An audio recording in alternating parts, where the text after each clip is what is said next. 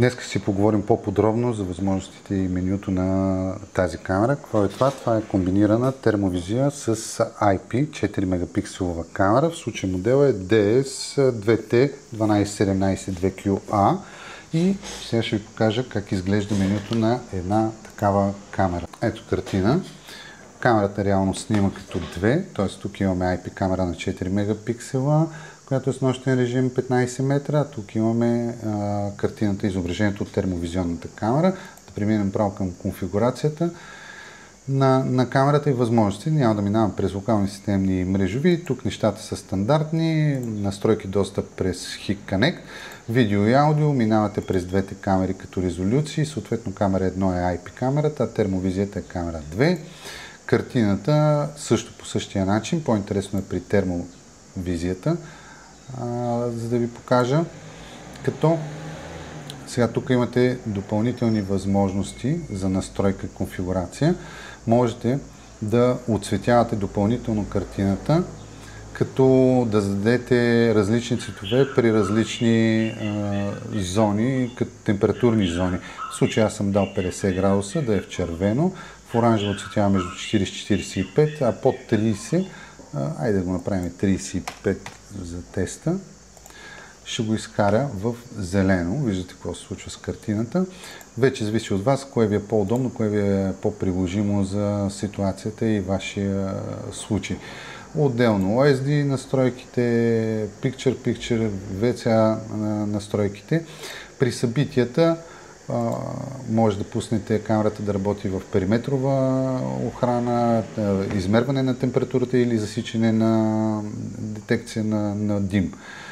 Зависимост от това да пуснете и графика на работа на камерата. Тъй като тя разполага с аудио и светлинна аларма, съответно тук конфигурирате дали да е мигаща или постоянна, колко време да мига и съответно с каква честота. И същото се отнася за аудио алармата и съответните събития, които може да конфигурирате.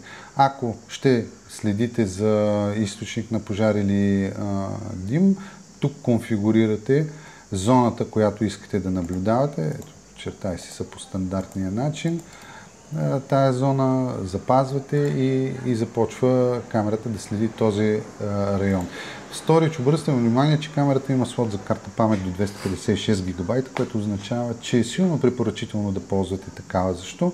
Защото като я комбинирате с рекордер, който има възможност да тегли записите при отпадане на свързаността, си гарантирате нулева липса на данни от работата на системата. Т.е. ако имаме прекъсване на мрежата, в последствие рекордера ще дръпне това, което не е записал от картата памет. Периметровата охрана отделно. Тук създавате различни правила, които да касаят периметровата охрана. Тук съм направил детекция на хора, кръстил съм го хора, пресичане на линия, може да задавате какво да следи камерата, т.е. хора, автомобили или само хора.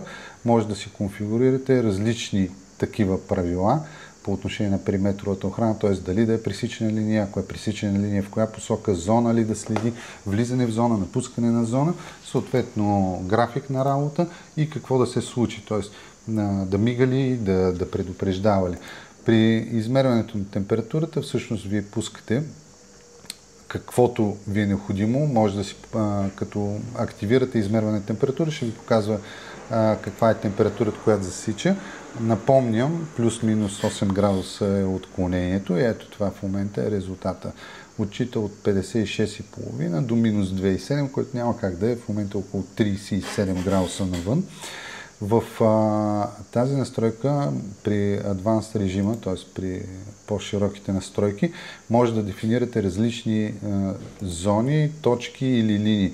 В случая аз съм задал зона, която да следи 10-метрово разстояние съм задал като отправна точка, рефлективна температура 20 градуса и допълнително съм задал какво да прави камерата при определена ситуация. Тоест, ако температурата е над 70 градуса според нея, да започне да ме алармира за това нещо.